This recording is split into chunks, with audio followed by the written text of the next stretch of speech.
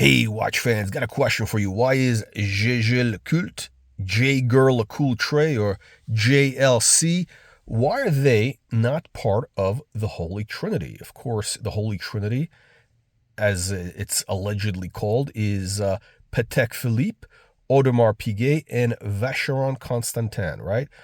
How did this, Trinity thing develop, this gimmick, this scam develop? I don't know. Now, here's what's fascinating, right? JLC is, they're kind of known as the watchmaker's watchmaker, right? Now, for example, the watch I'm wearing, this is the dual time, or I think they call it the Master Géographique.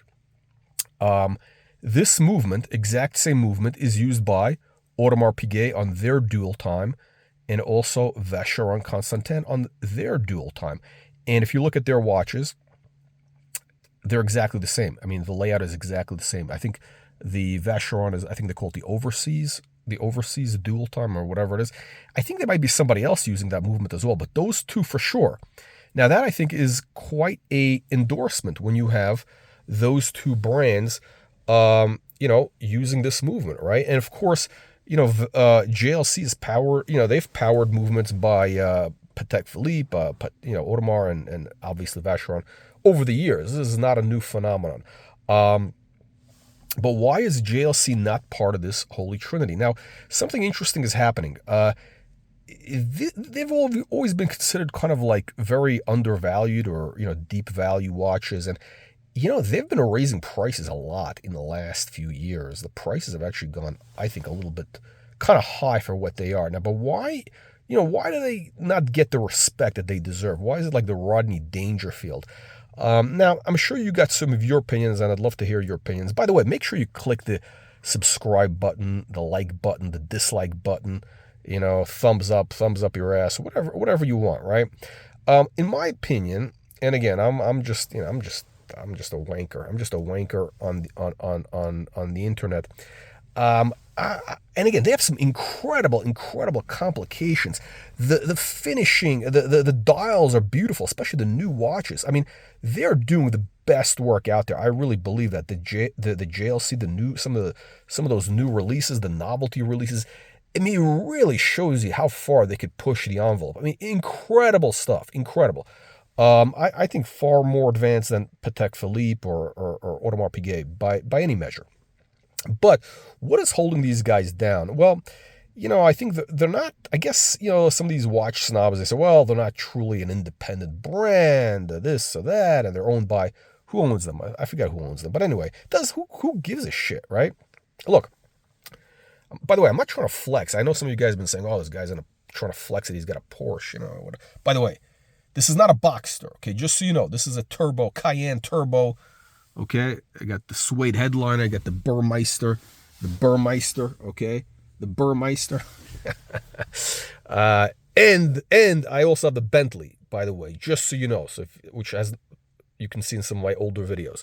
Now, what I'm not telling you is that all my cars are, quite ancient, and I've never in my life paid more than, I think this is my most expensive car. I paid $39,000 for this. So, I buy them used, just like my watches and my women. They're used, cheap and used, hopefully with low mileage, but cheap and used.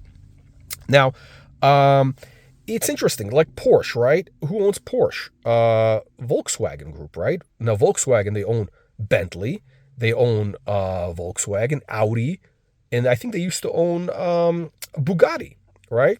I mean, this car, same car, is basically the Audi SUV, the Volkswagen SUV. Oh, and also, what do you call it? What the hell is it? A Lamborghini. That's right, the Lamborghini. It's the same car. This is the same car, right? Bentley, Audi, same platform basically, right? So I don't really give a shit about this, independent bullshit. I think that means absolutely nothing. Okay. Now these guys have been around quite a while. Again, the fact that Audemars Piguet, Vacheron Constantin are using their movements, that Patek Philippe has used their movements in the past, right? They've had some incredible innovation. The Atmos clock, which I own one, And, I bought a used one. And of course, I don't know, they stopped working for some reason. And to repair it is like, I don't know, it's almost the cost of a new one. But the Atmos clock, amazing, amazing. The Atmos clock. Amazing innovations. So why are they not getting the respect they deserve?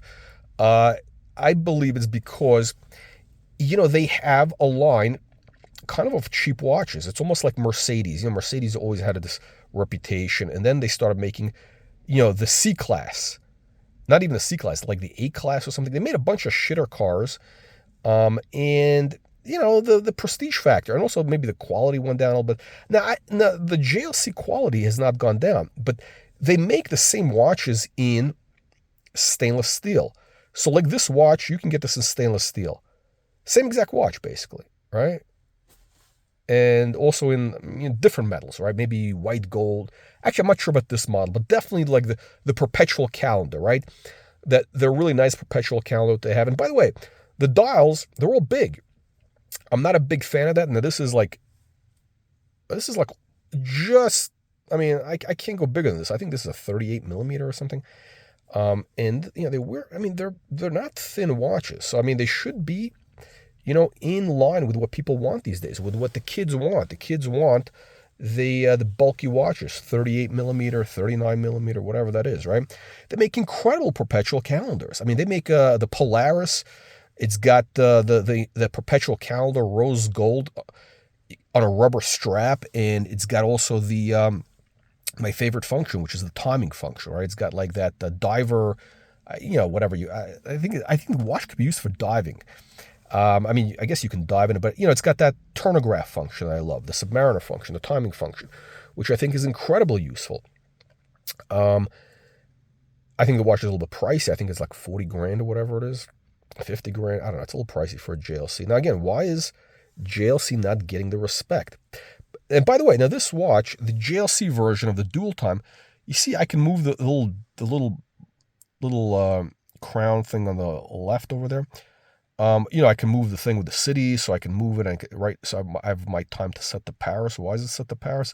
Well, I'm on the West Coast. I need to know the time in Paris for business purposes, okay? Because I can't do the calculation. It's 9 hours ahead basically. So it helps right now. It's on the time, tells me that right now it's 7:15 p.m. because you got the night indicator. You got the date function, the top wheel. You have a power reserve, which I don't really care about, but amazing, right?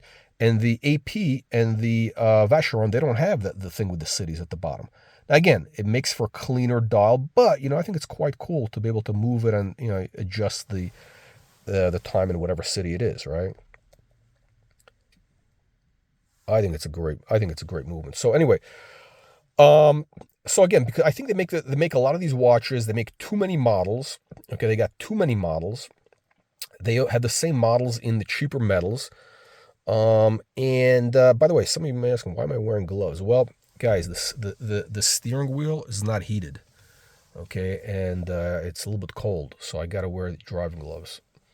and it's always, I think driving gloves also makes for a more comfortable grip on the wheel. And also because look, I'm just too cool for you. That's really what it is. Yeah, so I think they make a little bit too many models. They have too many cheap watches. They have watches starting, I think, like $8,000 or whatever it is. So, it cheapens the brand. That's the reality. I think they've always been kind of a sort of like a democratized, haute horology, high horology, and that probably has hurt them. If I were them, I don't know how their business works. Maybe they make all the money in the steel watches. I have no idea. But if I were them, I would get rid of all the cheap watches, all the shitter watches. I would just go, precious metals, maybe steel for certain watches, but I would go precious metals. I'd make some of the cases a little bit smaller on the dress watches, like this. I don't know. I think this should be. Well, maybe this model's okay, but the perpetual calendars, I think they're a little bit too big. They're like 38 millimeters, but they wear like a 40 almost. That's just my opinion. I'm not a fan of the big watch, the big dials. I think 38 millimeter like Patek is the way to go. And by the way, look, I think Patek is really sliding. I think some of their designs recently have been disgusting, pure garbage, drivel. That stupid Calatrava with that stupid design on the dial, like, I don't know, it looks like some sort of fake carbon fiber bullshit like that. Look, I believe form follows function, okay? I love beautiful things. Beautiful things. I love beautiful things. But there's got to be a purpose to it, right? There's got to be a purpose. By the way, this is a Camille Fournier strap. I did a review before. It's like a taupe color. They make great straps. Highly recommend Camille Fournier, Paris. Best straps in the business, in my opinion. Humble opinion. Yeah, I think, look, the Patek Philippe, they've gone, they're trying to get a younger market. Some of their designs, they're too big. They're a little bit ugly. The indices, the design, they just, I don't know, who's designing these watches? It's almost like so tasteless. I think they're really horrible designs recently. I think it's going to hurt the brand. I'm actually concerned because, you know what? Look, I have a few Pateks, and if I don't want the brand to get damaged because that's going to, affect the value of what I have. I got the decent amount of, money tied up in this, right? I'm not like some of you wankers out there, who are, flying, your private jets, to pick up your baseball cap or whatever. I'm not driving a lime green Lamborghini. So, it matters to me if the value of the watch goes down. So I hate to see I really hate to see what's happening with Patek Philippe right now. And JLC is actually going in the other direction. So look, the fortunes of these brands can change quite quickly. Okay. They really can. Anybody remember Ebel? So Ebel was actually considered a very serious brand in the 80s, okay? I think the guy from MB&F, there's a video of him talking about that, instead of getting a Daytona, he chose the Ebel because that, the movement was better or something. Like, he thought, that was a great watch. Of course, the Ebel is like, not worth anything. The Daytona is probably, quadrupled from where it was back then. And I think, look, this is what's going to happen, I believe, with JLC. I think JLC is going to get upgraded and Vacheron is going to get downgraded, or maybe they'll expand it. Now, it's very interesting. This is what happens with, with stocks, with bonds, right? If they get an upgrade, if a bond gets a better rating or a downgrade, that's how you make the money, right? Like, or if a stock is going to be added to the S&P 500 or the Dow, the value of that stock will increase because there's more buyers, right? It adds a prestige factor or whatever bullshit you want to call it. So think of it this way. I believe that JLC will be upgraded to the, it's going to be almost like the Trinity is going to be expanded to the quadruple, the quad, right? So there's going to be the top four, and I definitely think JLC deserves to be there. Maybe Vacheron should be kicked out. I don't see what Vacheron is doing that's so amazing. I really don't. I think they're highly overrated watches. I mean, I know that, what is it, that Overseas Perpetual, I think it's a beautiful watch, but it's a little bit too fussy. I think the design of that bracelet with that logo font, it's a little too fussy.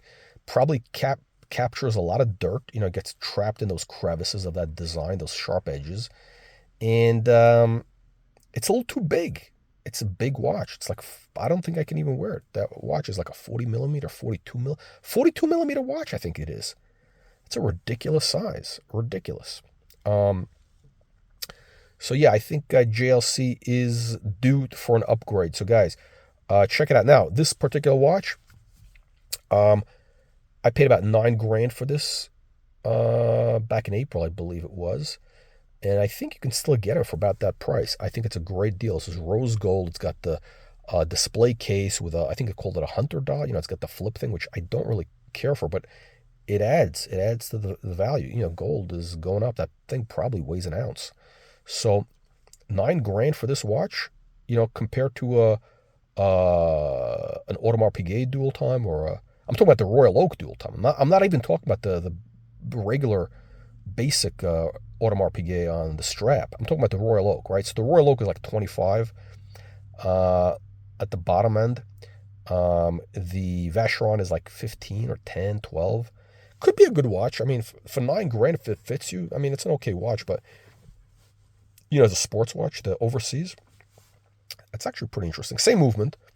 I think these are quite a good deal. And again, compared to if you need to have a dual time function, okay, and I do need to have it, right? This is far better than a Rolex GMT, which every asshole has, and any other dual time, because again, you get the two dials, you got the city thing at the bottom, you get also the date window, the date wheel, I should say. So this is, again, the other watch I have is the Patek dual time, the travel time as they're called. I actually like that watch a lot. It's a manual one. This is automatic, of course. It's got its own charm. Now, if I was buying this watch, I would try to get this in the black dial. They have a black dial version, which I think makes it more readable. The one complaint I have is the hands are a little bit hard to read. They're rose gold. They're just a little bit hard to read on this dial, the white dial. It's this opaline dial, and I don't know if you can see there's like a step. There's a lot. It's actually very well done. I mean, by the way, the hands are kind of blue. There's a lot of stuff going on here, which has been really, thought through. It's a what's the word that these kids use these days? It's thoughtful. Thoughtfully executed. All right, wankers, let me know what you think. Leave your nasty, vicious comments below. Make sure you subscribe to the channel, and see you in the next one.